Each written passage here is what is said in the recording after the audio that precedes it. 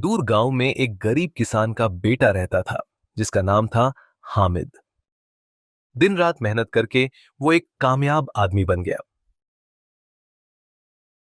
उसके सभी दोस्त हामिद की ही तरह स्टेबल लाइफ हासिल करना चाहते थे। जब बात एटम्स की होती है तो हर एक एटम भी स्टेबल होना चाहता है।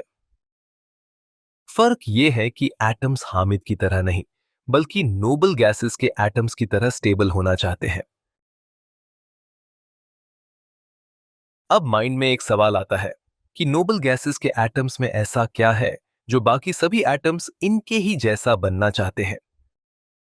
असल में नोबल गैसेस के एटम्स के अंदर होता है 8 इलेक्ट्रॉन से फुली फिल्ड उनका आउटर मोस्ट एनर्जी शेल, जिसकी वजह से ये गैसेस स्टेबल होती हैं और बाकी एलिमेंट्स की तरह केमिकल रिएक्शंस में पार्टिसिपेट नहीं करती।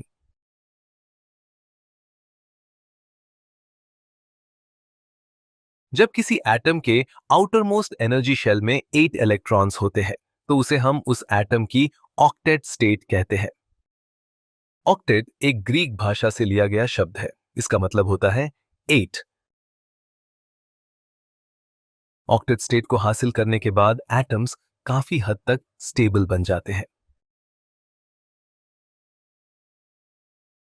नोबल गैसेस के एटम्स पहले से ही इस ऑक्टेट स्टेट में होते हैं, मगर बाकी एलिमेंट्स के एटम्स इस स्टेट को हासिल करने के लिए एक दूसरे के साथ कंबाइन करके मॉलिक्यूल्स और कंपाउंड्स बनाते हैं। आइए देखते हैं ऑक्टेट रूल की डेफिनेशन क्या कहती है।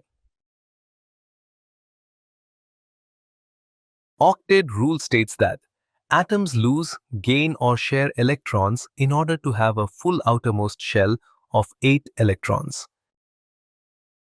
कहने का मतलब हुआ कि अपने आउटर मोस्ट शेल में 8 इलेक्ट्रॉन्स पूरे करने के लिए एटम्स 3 काम करते हैं।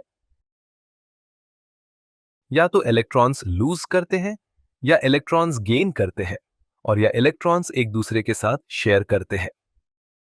तो आइए इन तीनों कंडीशंस को एग्जाम्पल्स के साथ समझते हैं। सोडियम का एटॉमिक नंबर 11 होता है। इसकी इलेक्ट्रॉनिक कॉन्फ़िगरेशन से पता चलता है कि इसके फर्स्ट शेल में 2, सेकंड शेल में 8 और थर्ड शेल में ओनली 1 इलेक्ट्रॉन है। ऑक्टेट स्टेट हासिल करने के लिए या अपने आउटर मोस्ट शेल में 8 इलेक्ट्रॉन्स पूरे करने के लिए सोडियम एटम को क्या करना चाहिए? एक तरीका तो यह है कि वो कहीं से 7 इलेक्ट्रॉन्स गेन कर ले। लेकिन दोस्तों, ये पॉसिबल नहीं है। कोई एटम भला क्यों अपने 7 इलेक्ट्रॉन्स किसी दूसरे एटम को देगा? दूसरा ऑप्शन है कि वो अपना आखिरी शेल वाला इलेक्ट्रॉन डोनेट कर दे। एक इलेक्ट्रॉन डोनेट करने से सोडियम का नया वाला आखिरी शेल 8 इलेक्ट्रॉन्स वाला शेल बन जाता है और ये एटम स्टेबल स्टेट अटेन कर लेता है। यही सोडियम की ऑक्टेट स्टेट भी है। चलिए एक दूसरा एग्जाम्पल लेकर समझते हैं। क्लोरीन का एटॉमिक नंबर 17 होता है। इसकी इलेक्ट्रॉनिक कॉन्फ़िगरेशन से पता चलता है कि इसके फर्स्ट शेल में 2, सेकंड शेल में 8 और थर्ड शेल में 7 इलेक्ट्रॉन्स है। ऑक्टेट स्टेट अटेन करने के लिए या अपने आउटर मोस्ट एनर्जी शेल में 8 इलेक्ट्रॉन्स बनाने के लिए क्लोरीन एटम को क्या करना चाहिए? क्या इसे भी सोडियम एटम की ही तरह अपने एक्स्ट्रा इलेक्ट्रॉन्स लूज कर देने चाहिए? क्लोरीन एटम ऐसा नहीं करता। 7 इलेक्ट्रॉन्स काफी ज्यादा है। अपने 7 इलेक्ट्रॉन्स डोनेट करने की जगह क्लोरीन किसी दूसरे एटम का लूज किया गया एक इलेक्ट्रॉन गेन कर लेता है। इस तरह से इसके भी आउटर मोस्ट शेल में 8 इलेक्ट्रॉन्स पूरे हो जाते हैं और यही क्लोरीन की ऑक्टेट स्टेट भी है। चलिए एक और एग्जाम्पल से कॉन्सेप्ट को और ज्यादा क्लियर करते हैं।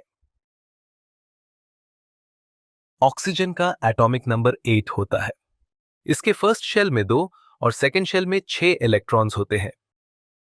ऑक्टेट स्टेट हासिल करने के लिए ऑक्सीजन एटम को 2 इलेक्ट्रॉन्स की जरूरत होती है। 2 ऑक्सीजन एटम्स मिलकर ऑक्सीजन मॉलिक्यूल बनाते हैं। इसके लिए ना तो ये इलेक्ट्रॉन्स डोनेट करता है और न ही इलेक्ट्रॉन्स गेन करता है।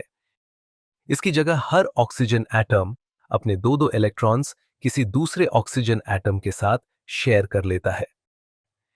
इस इलेक्ट्रॉन शेयरिंग के बाद दोनों ही एटम्स के आउटर मोस्ट एनर्जी शेल्स में 8 इलेक्ट्रॉन्स पूरे हो जाते हैं। यही ऑक्सीजन की ऑक्टेट स्टेट होती है।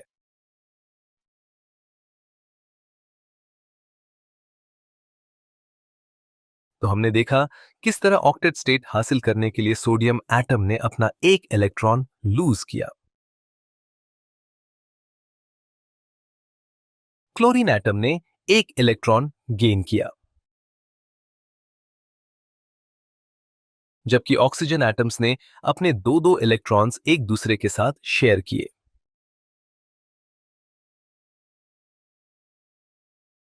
हालांकि पीरियोडिक टेबल में कुछ एलिमेंट्स ऐसे भी हैं जिनके स्ट्रक्चर में केवल सिंगल एनर्जी शेल होता है, जैसे हाइड्रोजन और हीलियम।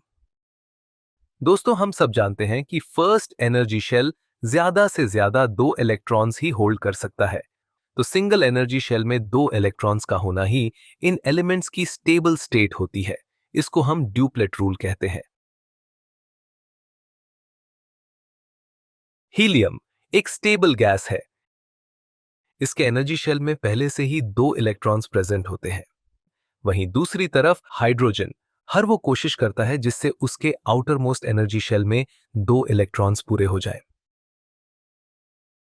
तो ये था सिंगल एनर्जी शेल वाले एटम्स का ड्यूप्लेट रूल। चलिए वापस चलते हैं ऑक्टेट रूल की तरफ।